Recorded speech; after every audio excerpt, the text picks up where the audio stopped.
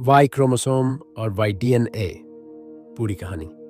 अगर आपको मानव इतिहास, डीएनए और विज्ञान से जुड़े ऐसे रोचक विषय पसंद हैं, तो इस वीडियो को लाइक करें और चैनल को सब्सक्राइब करना न भूलें। अब शुरू करते हैं आज की कहानी। अगर आप पुरुष हैं, तो आपके शरीर में एक ऐसी चीज़ है जो सीधे आपके पिता से आई है, उनके पिता से, और उनसे पहले उनके पिता से। यह एक जैविक धागा है जो पीढ़ी दर पीढ़ी चलता हुआ हजारों साल पीछे एक प्राचीन पूर्वज तक पहुंचता है। उसे कहते हैं वाई क्रोमोसोम। कल्पना कीजिए, आपके भीतर अभी भी उस व्यक्ति का एक छोटा सा हिस्सा मौजूद है जिसने हजारों साल पहले इस धरती पर जीवन जिया था। उसने शायद अलग भाषा बोली होगी, अलग कपड़े पहने होंगे और किसी अलग भूभाग में जीवन बिताया होगा। लेकिन उसके शरीर में जो वाई क्रोमोसोम था, वही जैविक हस्ताक्षर आज भी आप में मौजूद है। हमारे शरीर की हर कोशिका में 23 जोड़े क्रोमोसोम होते हैं। ये क्रोमोसोम हमारे शरीर का पूरा ब्लूप्रिंट है। इनमें हमारी ऊंचाई, आंखों का रंग, शरीर की संरचना और अनेक जैविक प्रक्रियाओं की जानकारी छिपी होती है। इन 23 जोड़ों में से एक जोड़ा होता है सेक्स क्रोमोसोम। महिलाओं में यह जोड़ा होता है XX और पुरुषों में XY। यही एक अक्षर का अंतर तय करता है कि शरीर किस दिशा में विकसित होगा। वाई क्रोमोसोम केवल पुरुषों में पाया जाता है और यही उसे विशिष्ट बनाता है। वाई क्रोमोसोम के अंदर जो आनुवंशिक जानकारी होती है, उसे कहा जाता है वाई डीएनए। यह डीएनए का वह हिस्सा है जो लगभग बिना किसी मिश्रण के सीधे पिता से बेटे में स्थानांतरित होता है। माँ से वाई क्रोमोसोम नहीं मिलता, इसलिए वाई डीएनए एक सीधी पितृवंशीय रेखा को दर्शाता है। एक ऐसी रेखा जिसमें हर पीढ़ी पिछले पुरुष पूर्वज से जुड़ी होती है। मान लीजिए, आपके दादा, फिर आपके पिता, फिर आप और फिर आपका बेटा। इन सभी में लगभग वही वाई क्रोमोसोम होगा। समय के साथ कुछ बहुत छोटे बदलाव हो सकते हैं, लेकिन उसकी मूल संरचना लगभग वैसी ही बनी रहती है। इसी कारण वाई डीएनए को अक्सर कहा जाता है पितृवंश का टाइम कैप्सूल।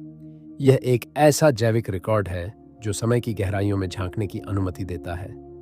आकार की दृष्टि से वाई क्रोमोसोम एक्स क्रोमोसोम से छोटा होता है।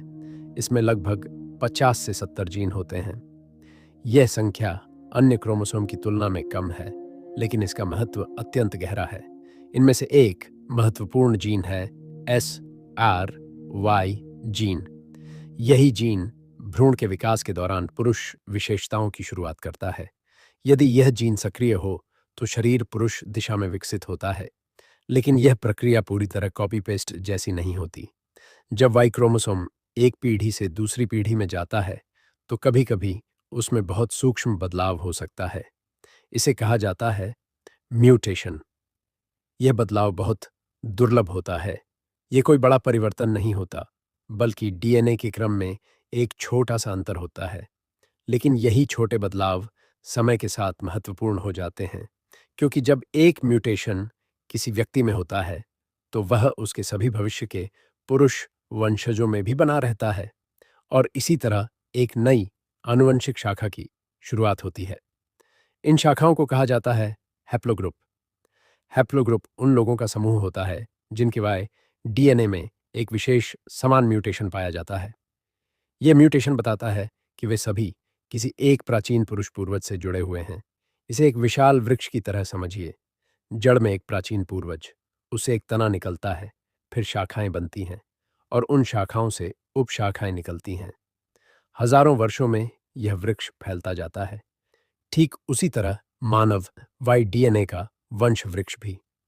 हर नया म्यूटेशन एक नई शाखा बनाता है और हर शाखा मानव इतिहास की एक दिशा को दर्शाती है।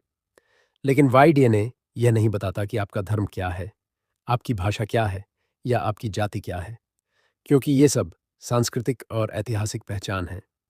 वाई डीएनए केवल जैविक वंश को दर्शाता है, वह रेखा जो पिता से बेटे तक चली है। वैज्ञानिक वाई डीएनए में म्यूटेशन की संख्या का अध्ययन करते हैं। उन्हें पता है कि औसतन कितने समय में एक म्यूटेशन होता है। इसी से मानव प्रवास की कहानी सामने आती है। लेकिन वाई डीएनए की अपनी सीमाएं भी हैं। यह केवल एक ही रेखा दिखाता है, पिता की रेखा, जबकि आपके वंश वृक्ष में हजारों पूर्वज शामिल हैं। फिर भी वाई क्रोमोसोम एक अदृश्य धागा है जो आज के मनुष्य को हजारों साल पुराने एक पूर्वज से जोड़ता है। अगर आपको यह वीडियो ज्ञानवर्धक और रोचक लगा हो तो वीडियो को लाइक करें और ऐसे ही विज्ञान और मानव इतिहास से जुड़े दिलचस्प वीडियो देखने के लिए चैनल को सब्सक्राइब ज़रूर करें। धन्यवाद।